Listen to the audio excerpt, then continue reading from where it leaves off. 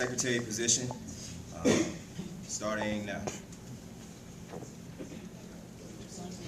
Doris.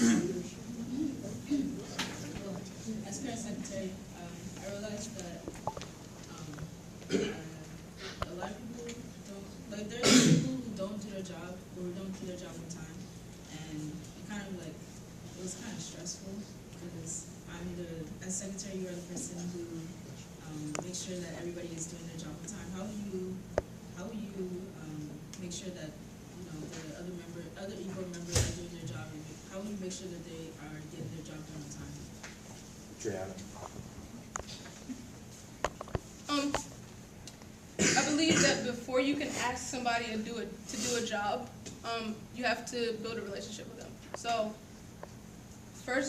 the first order of business is to become well acquainted with everybody else on the e-board, so that when you're asking them to complete a job or when you're asking them how far they've gotten on it or giving them a deadline, it doesn't come off as rude or demanding. It's more business-like, but we need to get it done, but it's not it's not intrusive in any way.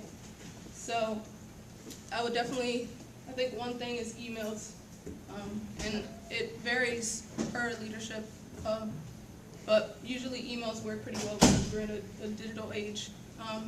And for those that don't check their emails or who that may not help, then you may want to have the one-on-one type thing.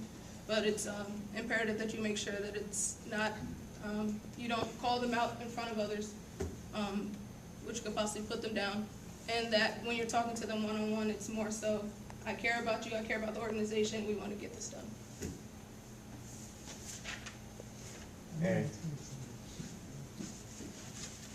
As a professional society, I think that when it comes to poor communication in our e-board, I think it's, I think that for me, I would go to them, contact them personally to see if we can figure out something.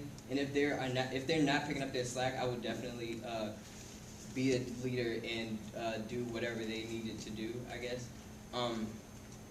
Also, with that, I think the e-board should definitely have communication off the back. Like, if we don't have communication as an e-board, then I think we won't succeed at all. Like, sorry about that. But yeah.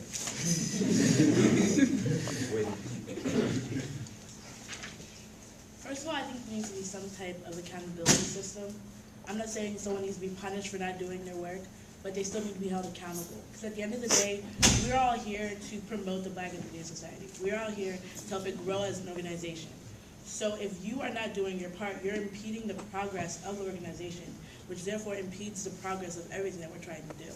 So in order to take care of someone who isn't doing their job, I would, first of all, have a one-on-one conversation, but that's the type of thing that you need to nip in the butt from the very beginning. Pretty much, people repeat the habits that they have. So if they're not going to do their job, chances are it's going to be prevalent early on. So I would approach them early on in the semester or early on in the year and just let them know. And then, I'm not saying I'll just keep an eye out for them, but you know who you need to watch more carefully than others. There's some people where they will handle their business without any encouragement, without any reminders. But there's some people where you may have to urge them on.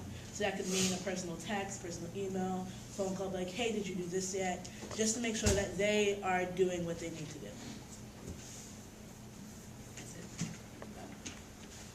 it. So all three of you are, well, obviously we're all engineers, but you three specifically are computer and bioengineering, and I know from talking to other people that those are very intensive specializations of engineering. And you're also going to be in your sophomore year, so you're getting into very difficult classes. And as far as I know, this is your first really huge position on campus. How are you planning to manage being a sophomore and starting to take very high level classes with a position that comes with so much work and is so important to a group like this?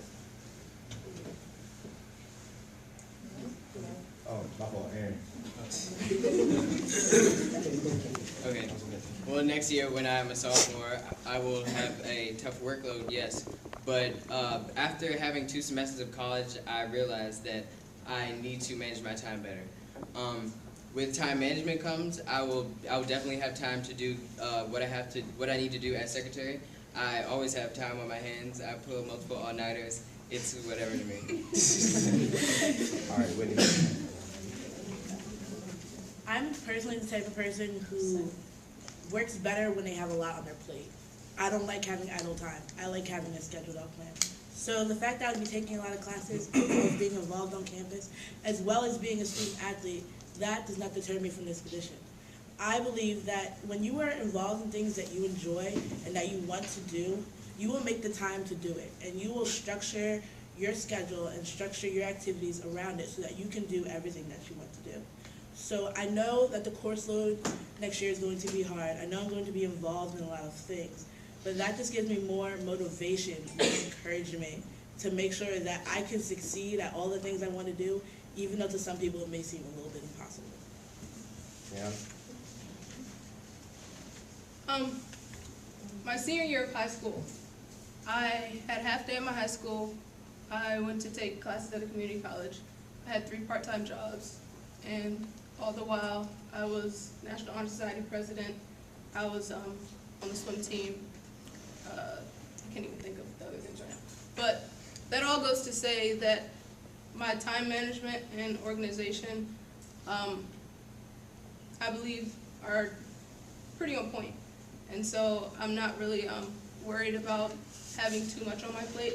When I commit to something, I commit to it full-heartedly. So if I am to do the job, then I'm going to do the job no matter what. This past semester was actually pretty difficult for me, my first semester. Grades weren't exactly where I wanted to be, and it was just an adjustment. But this semester has gotten a lot better. I'm getting more acquainted, and I'm getting more involved. I'm getting more involved in other organizations on campus. So I definitely think I'm able to balance whatever may come as secretary.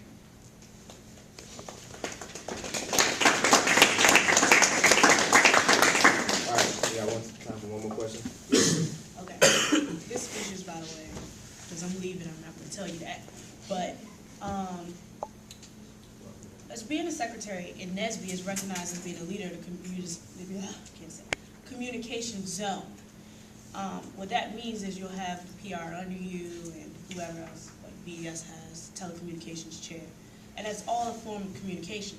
Normally BES doesn't do that, but to get the word out, how do you guys plan to help the telecommunications chair and the PR chair, whoever is spreading the word, really get, the word of society out? All right, Whitney. So pretty much, I would work together with the telecommunications chair and the public relations chair. And we would, from the very beginning, sit down and try to figure out what we think is the best plan of action to communicate. We all know everyone gets bombarded by emails. So while emails are a quick and easy way, it's not always the most effective way. So I believe that there needs to be another solution. I currently now don't know that solution, but I have lots of ideas of how to do it. It's going to be things in addition to the emails. It could be a thing where there's a lot of people that tend to be in the lounge, it's the same people, and they can, if you tell them something, you can use word of mouth. Word of mouth is a powerful thing. So if you have some few people who are always out in the community, always seeing other fellow BES members, you can tell them to help spread the word. At least tell the people to, hey, go check your email.